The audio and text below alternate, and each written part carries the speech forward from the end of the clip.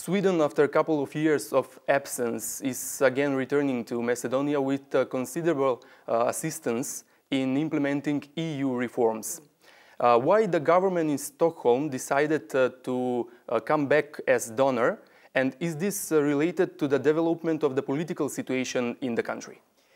The government of Sweden saw a possibility at this time of the history of your country, of Macedonia, for us to play a part of supporting institutional reform, economic integration, but also other parts of your development, to near your country to the EU. We are strongly supporting an enlargement of the European Union, and we saw this bilateral cooperation as an important step in that. But I would like to stress also that Sweden has been present all through the years with our embassy, but also Macedonia has been a part of our regional cooperation in all of the Balkans, all through the years. From today's point of view, do you think that in 2012, considering the developments in the country, as well as the backslide of democratic processes that followed, you shouldn't have withdrawn as a bilateral donor in Macedonia? Especially since you are active in the area of institutional reform and the development of the civil society. Yeah, changing or strengthening rather institutions takes time, and it's of course sometimes one regrets decisions. But at the time when that decision was taken, we all looked upon Macedonia as going in a positive direction and strengthening institutions. Now I'm happy that the Swedish government took the decisions for us to be back with the bilateral cooperation and making it possible for us at SIDA, at the Development Cooperation Agency in Sweden, to support institutional development and nearing to the EU at this stage.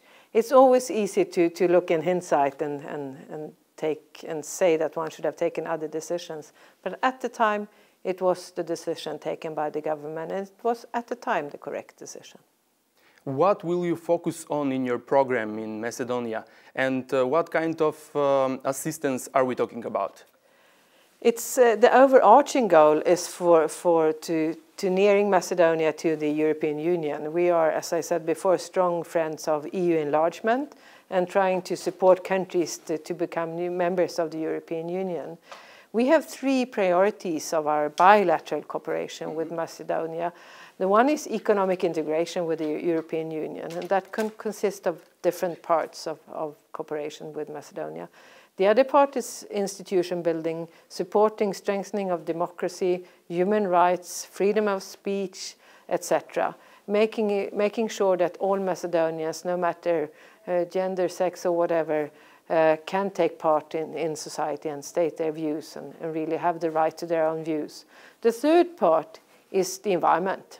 Supporting a better environment, a better climate, and supporting Macedonia's role in actually combating climate change, but also maybe working with air pollution within the big cities of different kinds. So three areas: economic integration, human rights and democracy, and the third one, environment and climate change. Clear priorities for our current government. Thank you for the interview. Thank you.